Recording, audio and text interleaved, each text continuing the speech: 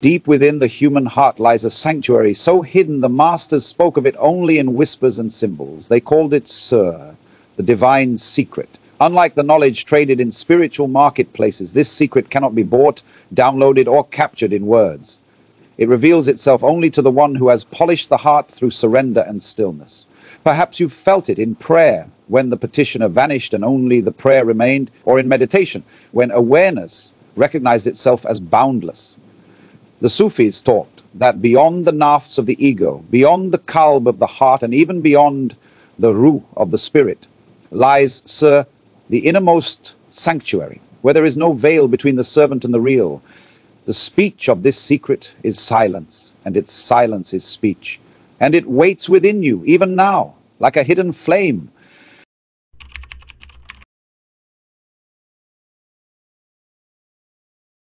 To understand this secret, the Sufis tell us, we must first journey through the hidden architecture of the self, the sacred map of human consciousness. It is a map not drawn on paper, but etched into the soul, unfolding layer by layer, each one a doorway deeper into the mystery. The outermost layer is the nafs, the ego self. It is the restless voice of desire and fear, the constant commentary that convinces us it is all we are. Most people spend their lives caught here, circling endlessly in the surface waves of selfhood. Yet the Sufi masters saw it as only the beginning, the shell, not the kernel. Beneath the nafs lies the qalb, the heart. Not the beating organ of flesh, but a subtle spiritual entity, a mirror polished for divine perception. Al-Ghazali described it as the faculty through which divine knowledge enters human consciousness. When the heart awakens, reality is no longer seen with ordinary eyes. It is perceived through the light of God. Deeper still lies the ruh, the spirit. The Qur'an tells us that God breathed his spirit into Adam, and the Sufis understood this divine breath as the very principle that animates life. The ruh is love, it is longing, it is that spark within us that forever seeks its source. In the spirit, one begins to taste what it means to live in communion, to feel that every breath is both human and divine. And yet, beyond even the spirit lies the most hidden sanctuary, the Sirr, the secret. This is the innermost chamber of the soul, the crown jewel of human consciousness. Ibn Arabi spoke of it as the place of intimate conversation between the servant and the Lord. Al-Hallaj called it the station of unification, where all distinctions melt away. The secret is unlike the other levels.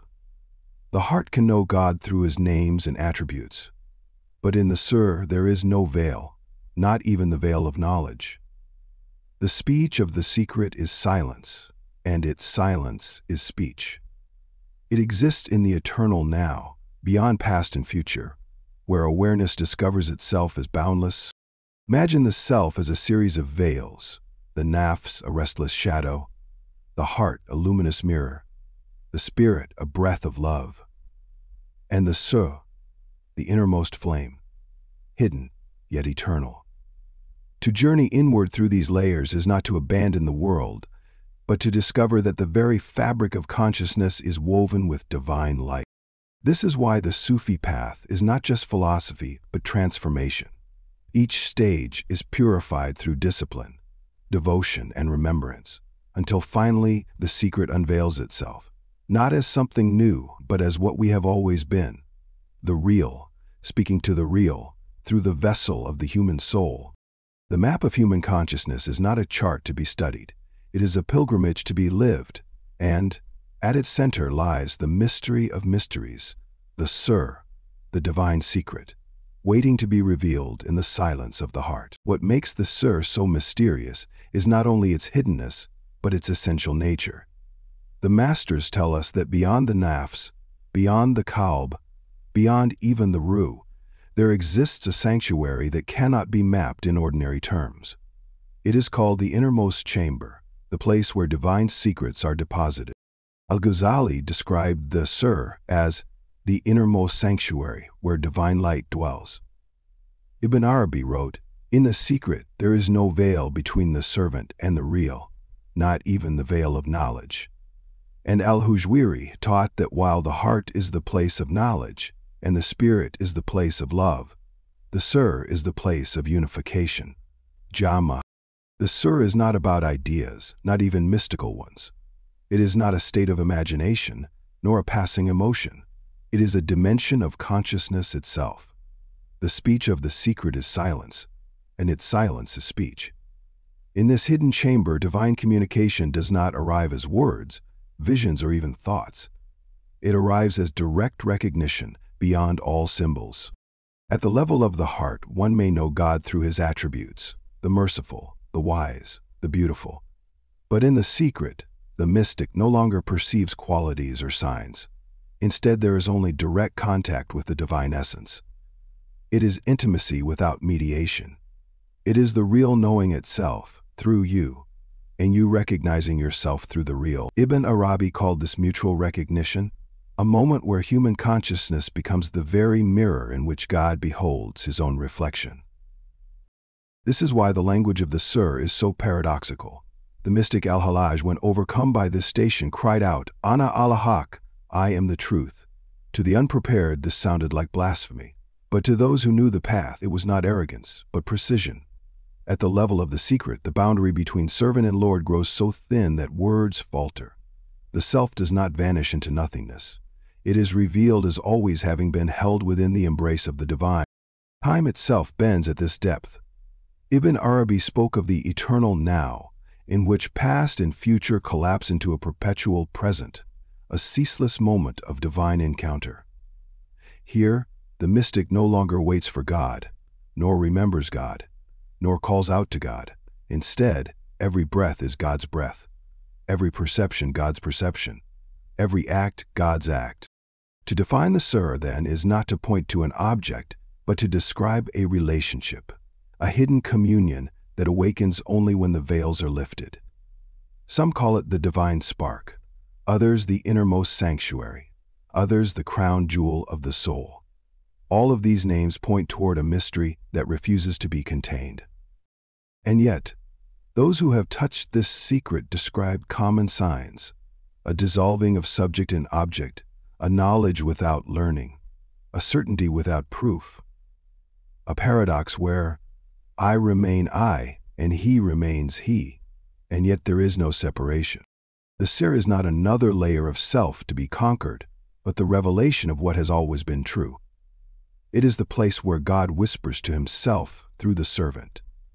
It is the space where silence speaks, and where presence recognizes itself as boundless. To walk the path of the Sirr is to walk into a paradox, to seek what cannot be sought, to describe what cannot be described, and to discover that what you were searching for has always been breathing through you. This is why the masters guarded it so carefully, cloaking it in poetry and symbols, so that only the prepared heart could glimpse its light. For the secret is not a doctrine to be learned, but a reality to be lived. The innermost sanctuary, where the human and the divine meet face to face.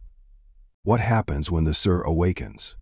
The masters tell us that words falter here, for the experience of the secret cannot be fully carried by language.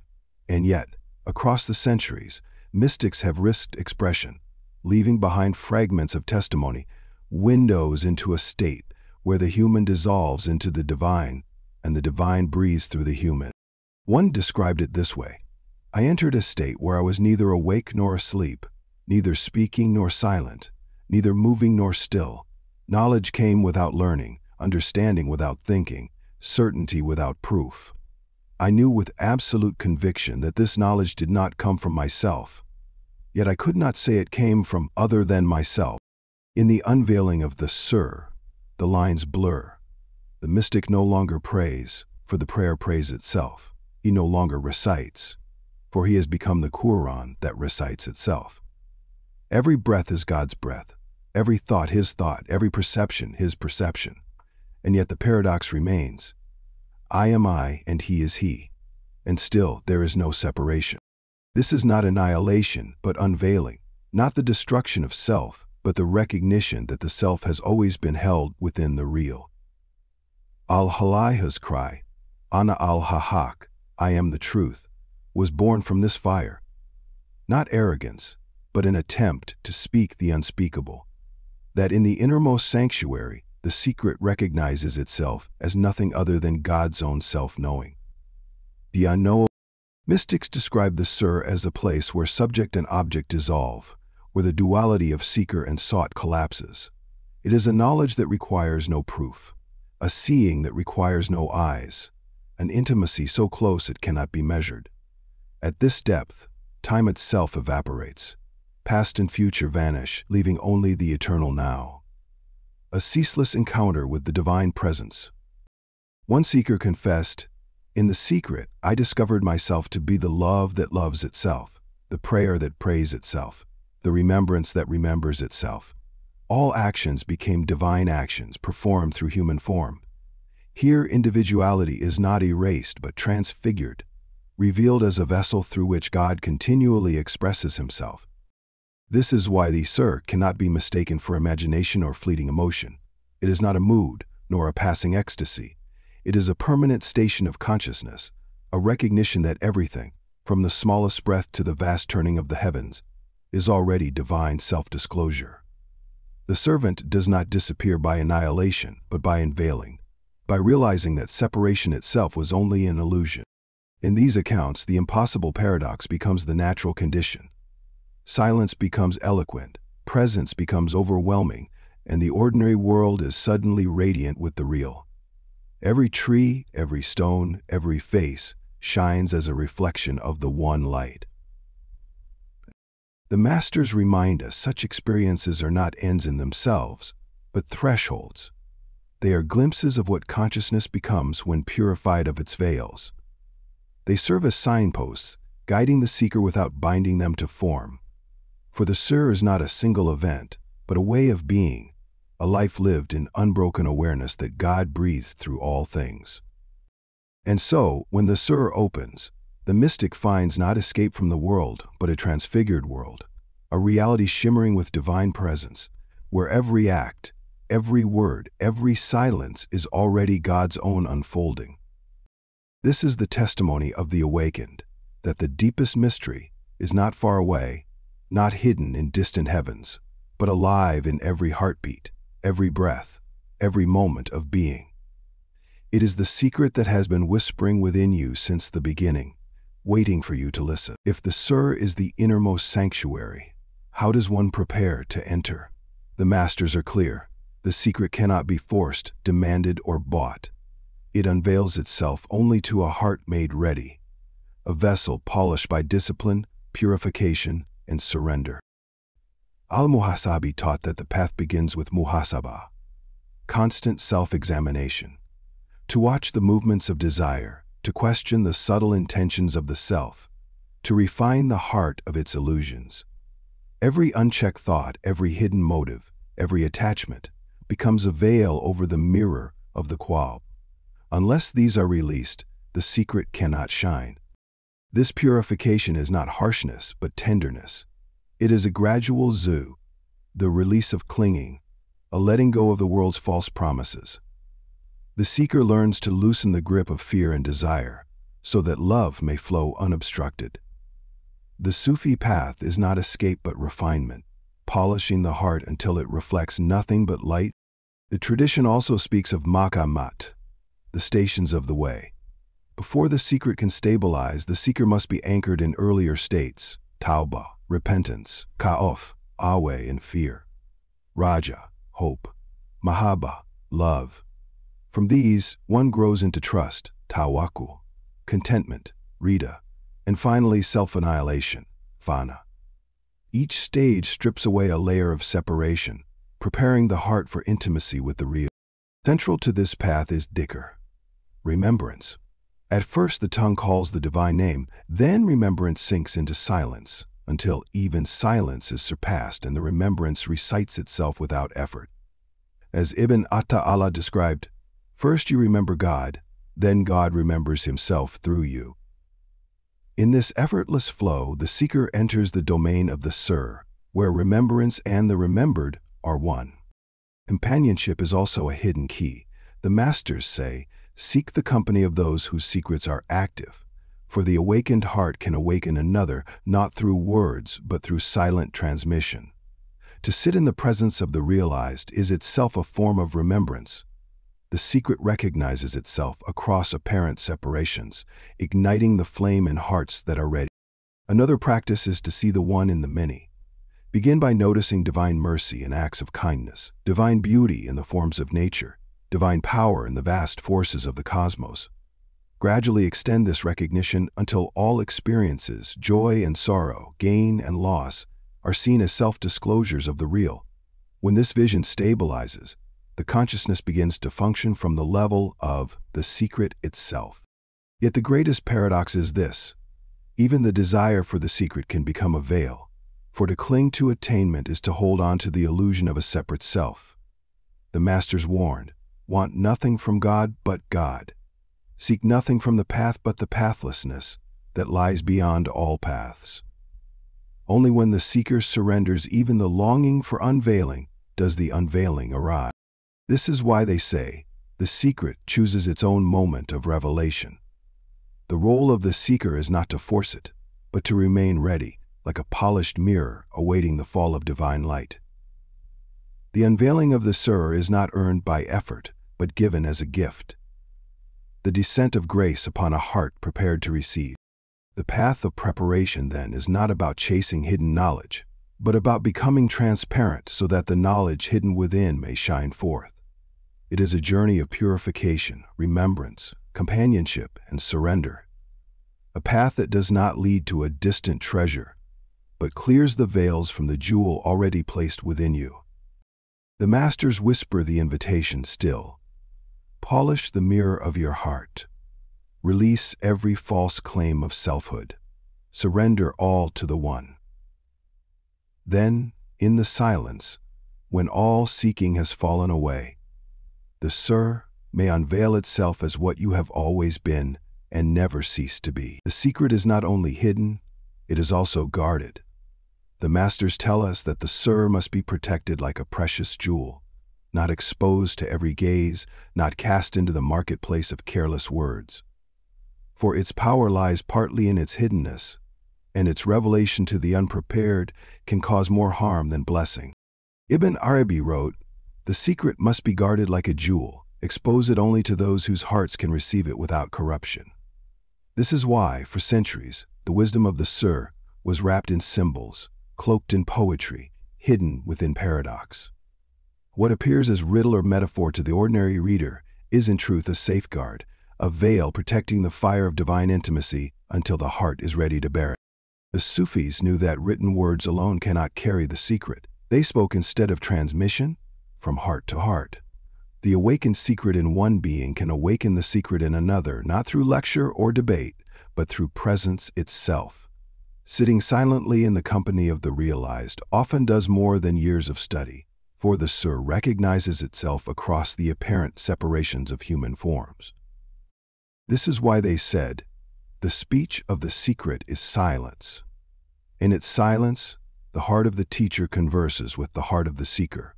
In silence, the secret stirs, bypassing the intellect, bypassing the imagination, awakening a knowing that does not come from words. Yet, even among the masters, there was caution. They warned against revealing too much to the unready, against commercializing or trivializing the sacred. For the Sirr is not spectacle, not entertainment. It is a divine trust. To misuse it, or to offer it where it cannot be honored, risks distortion and confusion. And so the tradition developed a language of veils, stories, parables, verses of ecstatic poetry. Rumi's Matnawi, Ibn Arabi's Futuhat, Al-Hallaj's cries, Al-Ghazali's subtle writings. All are transmissions, but transmissions carefully wrapped, layered in meaning. Only the polished heart can unlock what lies within. The masters remind us, the most profound teachings are never written, never spoken, but carried in living hearts. They pass silently across generations, like a flame hidden in the hands of those who guard it, passed from one to another, so that it may never be extinguished. This protection is not secrecy for its own sake. It is mercy.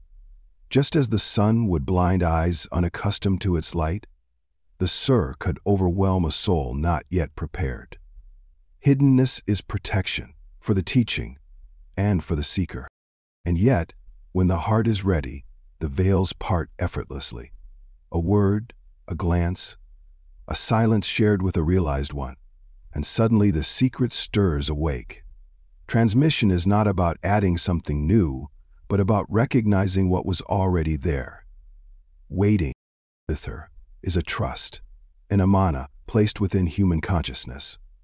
The Qur'an speaks of this trust. The heavens, the earth, and the mountains refused it, but humanity accepted. To carry the secret is to become its guardian, to live with reverence, to protect its sanctity while allowing its light to guide others. This is why every true mystic walked with humility.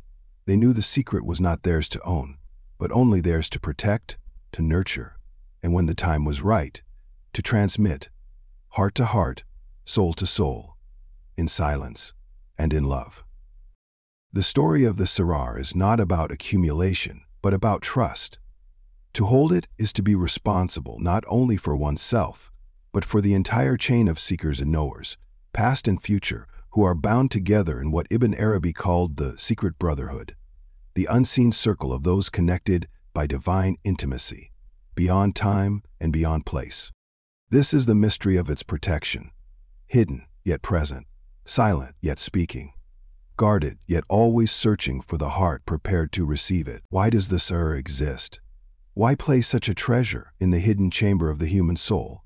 The masters tell us, the secret was never meant as a prize for the few, nor as a private ecstasy to be hoarded. Its purpose is far greater, stretching beyond the self into the vast unfolding of the divine plan. The Qur'an speaks of the amana, the trust. The heavens, the earth, and the mountains refused it, but humanity accepted. Many Sufis understood this as the trust of divine intimacy, the capacity to bear the secret. To awaken the Sirr is to become a trustee of divine knowledge, responsible not only for one's own soul, but for how that knowledge flows into the world. Ibn Arabi wrote that the secret is not personal possession, but participation. The secret is where God knows himself through the servant, and the servant knows himself through God. This mutual recognition is not meant to end in the individual.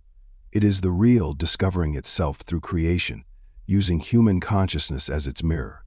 Every unveiling of the Sirr becomes another thread woven into the tapestry of divine self-disclosure. This is why the masters insisted, the unveiling of the secret is not the end of the path, but the beginning of a deeper responsibility. The mystic becomes a vessel, a node in a living network of light, what Ibn Arabi called the secret brotherhood, a communion of souls who share access to divine intimacy regardless of outward difference.